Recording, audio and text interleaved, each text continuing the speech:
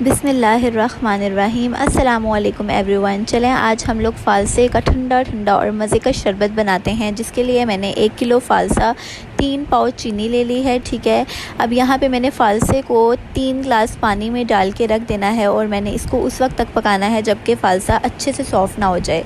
अब यहाँ पे 15 मिनट बाद मैंने फ़ालसे को उसके पानी के साथ ग्राइंड कर लेना है और एक मिक्सचर रेडी कर लेना है। और अब मैं इस पॉट की मदद से इसको अच्छे से छान लूँगी। ठीक है, ताकि इसमें जो भी ज़र्रात हों वो साइड पे हो जाएं। ठीक है, अब यहाँ पे हमारा जो शरबत है वो मैंने दोबारा से एक देगची में ट्रांसफ़र कर लिया है और अब मैंने इसमें 1 टेबलस्पून लेमन जूस ऐड किया है और इसके साथ ही मैं इसमें 300 ग्राम्स ऑफ़ शुगर ऐड करूँगी। और अगर आप लोगों को चीनी कम लग रही हो तो आप अपने टेस्ट के हिसाब से इसमें और भी ऐड कर सकते हैं। ठीक है, यहाँ पे हमारा जो शरबत है वो बिल्कुल तैयार हो गया है।